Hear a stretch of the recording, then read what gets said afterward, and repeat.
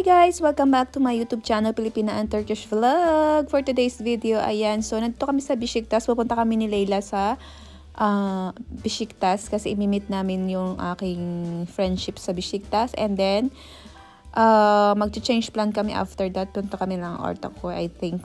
So, hindi pa namin alam yung plano. Walang kaplan-plan to. Walang plano sa buhay, no? Basta na lang magplano na magkita and then later na lang kung saan kami pupunta. So, let's see mamaya, guys, kung anong ganap namin, kung saan kami pupunta. Pero, feeling ko hindi naman din kami magtatagal kasi kaya baka around Besiktas lang or baka babalik kami dito sa Üsküdar. Depende dun sa iba namin mga kasama. So, let's see mamaya. And, andito pala kami ngayon sa seaside. Ayan, no, nakikita nyo ba? Ang dami-dami dyang mga nagfi-fish na mga tao, mga Turkish, and then dami din ng mga nakuhang mga isda. And then, ayan, dito sa Leila, habang hinahantay namin yung ka-meet up namin, naglalaro siya dito sa may Besiktas na kami.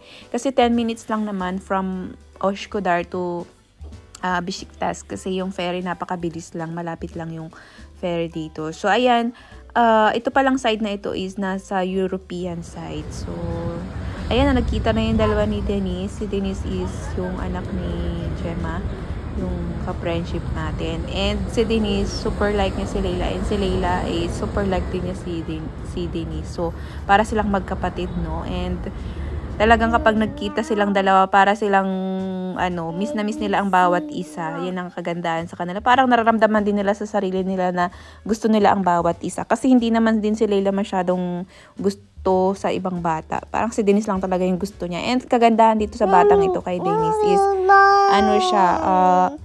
very careful ba siya? Or inaalagaan niya si Leila sa madaling salita. Yung parang nilalaro niya, in the same time, inaalalayan niya, ganyan. So, parang relax ako kapag kasama namin si Denise kasi nga, hayaan ko lang silang maglarong dalawa. Basta yung mata mo, nakaikot-ikot lang din yan sa dalawa. So, ayan, nagpapakain pala sila ng mga ibon, yung dove. And everywhere makikita nyo yan dito sa Turkey kasi marami dito mga nakatambay sa park and then bibili sila ng pagkain ng mga ibon and then pakakainin nila yung mga ibon. Parang hobby na rin nila yung dito, yung mga Turkish, no? Yung pagpakain ng ibon, magpakain ng pusa, magpakain ng mga aso sa labas, yan. So, enjoy watching, guys. And, hinahantay namin yung isa naming kasama. Hindi ko alam kung saan na siya. And, babalik yata kami ng Üsküdar after here. And kagandahan din naman, nakabili ako ng mga tinapay dito sa Besiktas sa may padalahan ng pera. Marami kasi itong mga paninda na mga tinapay kasi may mga nagluluto rin ng mga Pilipino. And then, pinapatinda doon sa padalahan ng pera. Kaya nakabili ako ng tinapay doon. Sobrang dami kong nabili. And one day ko lang kakainin yan, guys. Sobrang hilig ko talaga sa tinapay.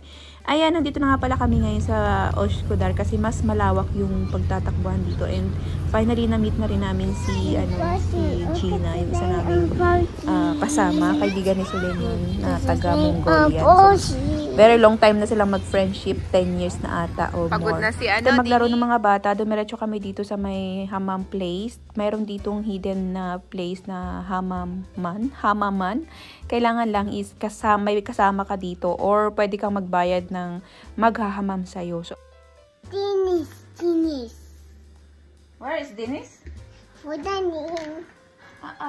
No Denise. Deme. Hello, Denise. Hello, Denise. Denise. Then, hindi na nga nagtagal, guys. Naghiwa-hiwalay na rin kaming tatlo kasi kailangan pa na ni Denise mag-school. And dito kami dumiretso sa mall sa may malapit sa amin. Kasi gusto kong paglaruin si Leila dito dahil may time pa naman. And sobrang ganda din yung weather. Kaya sinamantala ko yung weather. And saglit lang naman niya siya maglalaro. Then, uuwi na rin kami.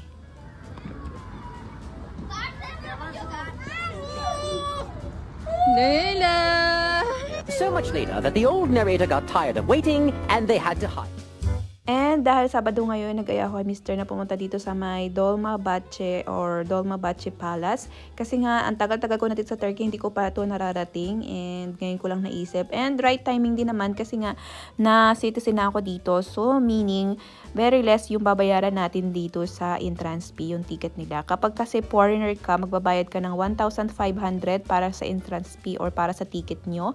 And kung ikaw naman ay citizen na dito sa Turkey and mayroon kang music card, so magbabayad ka lang ng 200 Turkish lira. So, ang binayaran namin dito is 400 Turkish lira for both of us. And ang mga bata naman below 7 is walang babayaran. So, kapag naman 7 above na, so magbabayad na kayo. Hindi ko lang alam kung magkano sa kids. Pero iba yung presyo ng mga estudyante and mga bata.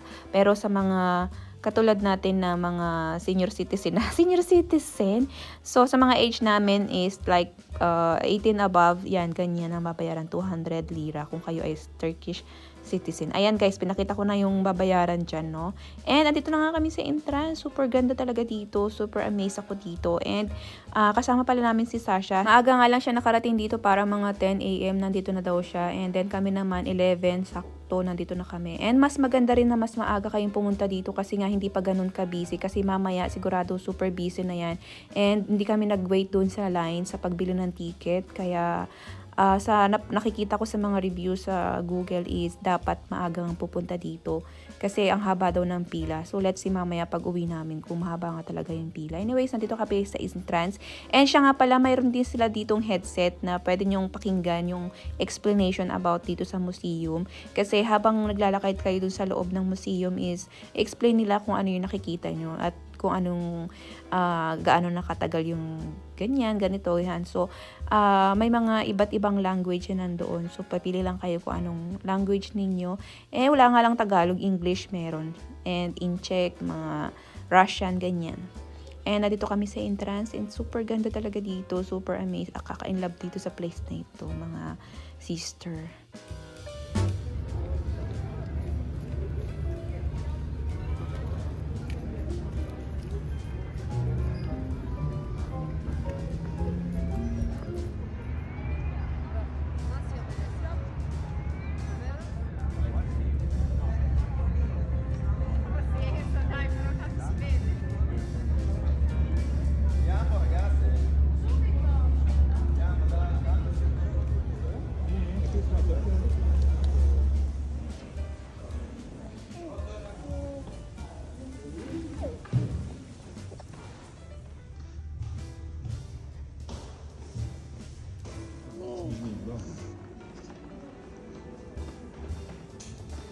Sasha!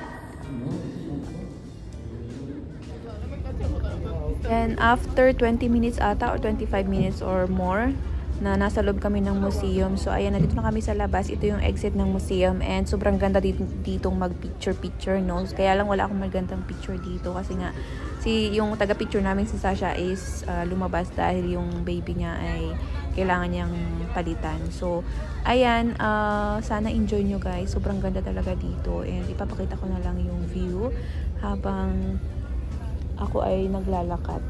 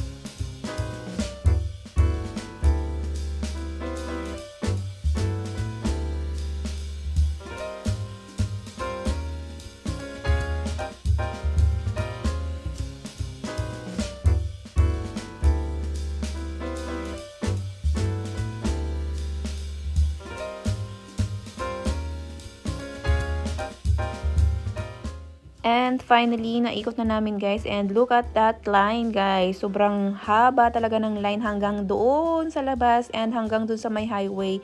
Mismo sa lakaran ng mga tao. Wala nang halos malakaran yung mga tao dyan. Dahil sa sobrang haba ng pila. So mas maganda talaga nakapunta kami dito ng maaga. Kaya wala kaming hassle na pumila dyan sa haba niyan. Siguro kung ganyan din kahaba ang pila, eh hindi na rin kami tutuloy. Kaya naman, that's it for our video for today. And thank you so much for watching. Bye-bye. Uwi na kami.